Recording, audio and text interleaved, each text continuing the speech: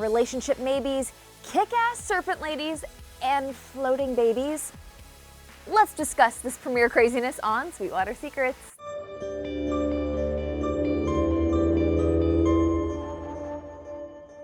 Hey Riverbabes, I'm your Southside repping host, Leanne Aguilera, and this is your after show for the first episode of Riverdale's third season, Chapter 36, Labor Day. We have so much to discuss, but I need to tell you that I'm bringing you exclusive interviews from KJ Apa, Lili Reinhart, and Luke Perry, plus a very important relationship answer from showrunner Roberto Aguirre-Sacasa. As always, I'll be serving up a vicious round of hisses and kisses, so start sending me your thoughts in the comments below. But first, we need to quickly recap the premiere's biggest moments in the blue and gold breakdown. Alright guys, we're gonna keep this quick so we can get to the scoop. Basically, the premiere picks up 3 months after we last saw our Riverdalians, and they've been spending all summer long in the courthouse while Archie has been on trial for murder. After giving Archie one last weekend of freedom, the judge called in the jury for a verdict, but they couldn't come to a unanimous decision. So rather than putting his family and friends through the stress of yet another trial, Archie decided to sentence himself and take the plea deal. I'll take the deal. No, Archie, we have to discuss this. You and everyone else through this again. Your Honor, I accept the deal. Were you annoyed by Archie's choice? Yeah, me too. So I asked KJ Apa about it, and here's what he had to say. Oh my goodness, Archie's going off to jail. Yeah. Were you surprised that he just blurted out that he was going to take that deal? No, I knew that I kind of, that's kind of the nature of Archie. You know, he did that to end the misery for his friends and his family, and I think that was the only way for him to do that. Yeah, but I was stoked when I heard about that. Being able to go to prison, that was opening up such an epic storyline. Well, at least KJ's happy about it, even if we're not. Over on the Serpent side of things, Jug had discovered that the Ghoulies had dog-napped Hot Dog. What the heck? Who does that? Honestly. Anyways, he gathered up his top serpents, yes, even Queen Betty, and went on a late-night rescue mission. Thanks to Cheryl's awesome aim, Hot Dog was reunited with his family, but Jughead's journey did not have a happy ending. Before heading out to Archie's trial, Dilton Doily had come to Jughead's trailer looking for his help about a game called Griffins and Gargoyles, and the new big bad of Season 3. The Gargoyle King. But then Dilton wasn't in the trailer when Juggy got back, so Jughead decided to decipher Dilton's weird map thing and followed him and found him lying lifeless in the middle of Fox Forest with weird carvings on his back. And guess who was with him? It's Hot Dog Dude Ben! We're out of dogs. Yes, the guy who's been lurking around for 3 seasons is back, and let's hope he's okay. But if you thought that the potential death of 2 boys would be the craziest part of this premiere, you guys think again.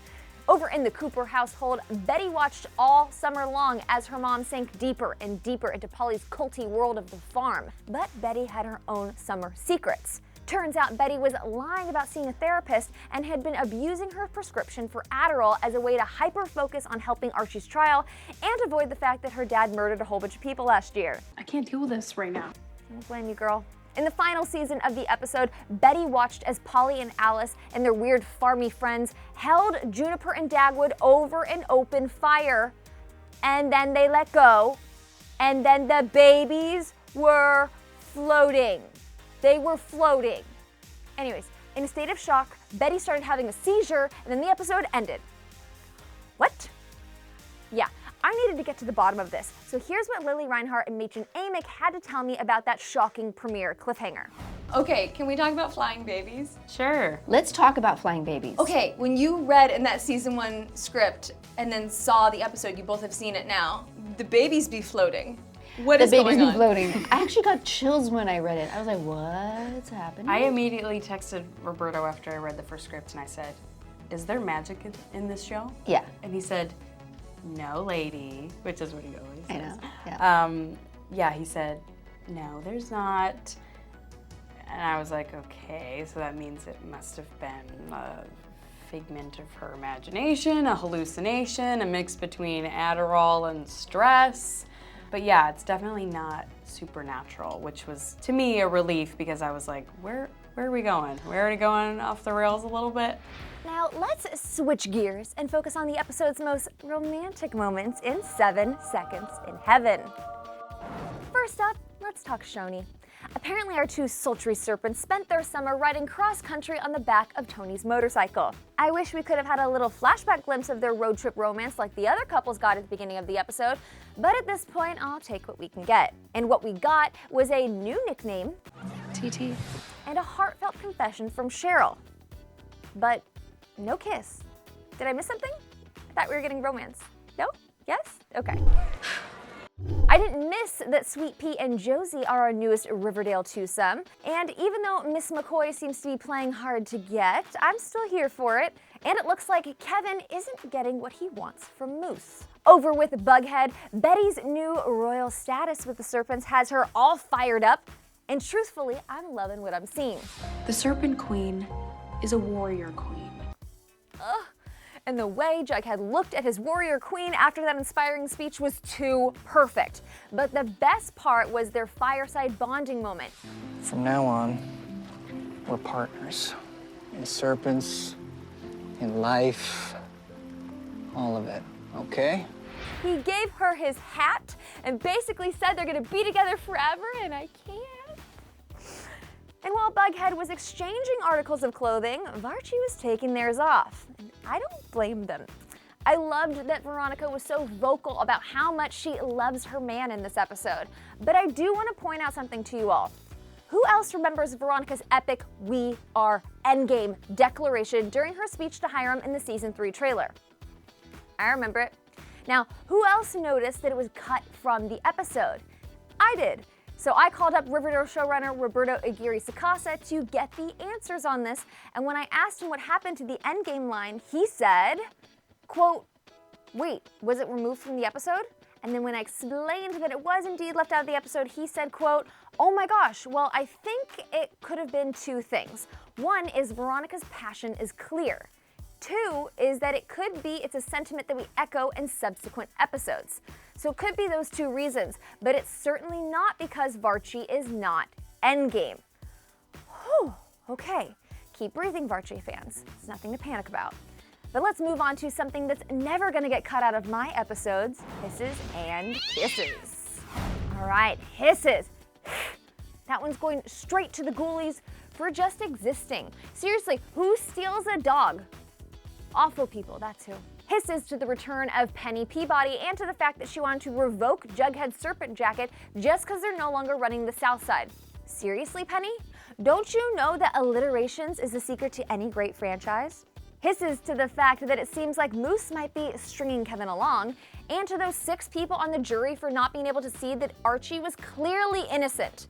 But also hisses to Archie for taking that deal. You did not need to do that, Red. I'm digging that bow tie though. Hisses to floating babies.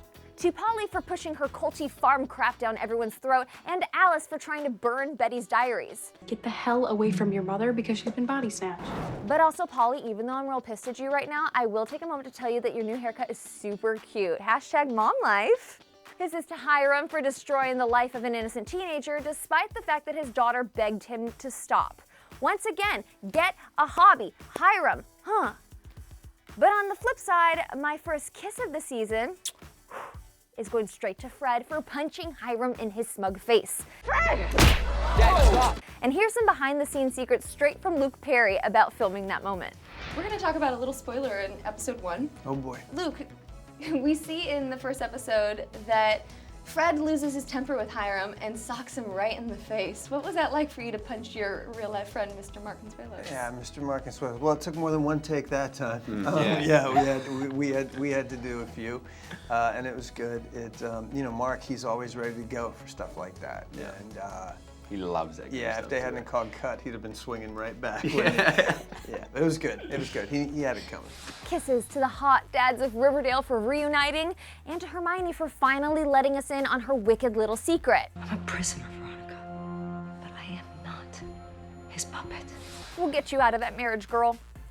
Kisses to Cheryl's kick-ass Season 3 intro. With that red leather jacket and her cherries out and proud, I screamed.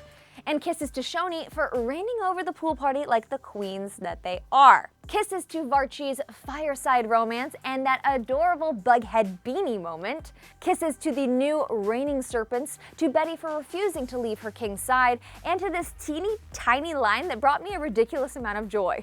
Not yet, cousin. And kisses to the fact that I'm no longer going to be watching Arrow because I've got my own bow-wielding vigilante to root for. Also, kisses to the way that Jughead yelled, "Cheryl!" I don't know about you, but I rewatched that part like 12 times.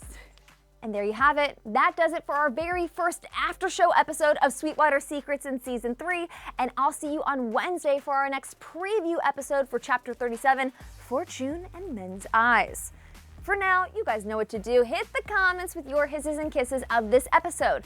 Are you upset that Veronica's endgame moment was cut from the premiere? Which couple made you swoon the most? And what do you think of flying babies and the Gargoyle King? Tell me. Thanks for watching Sweetwater Secrets, and I'll see you next time, Riverbabes.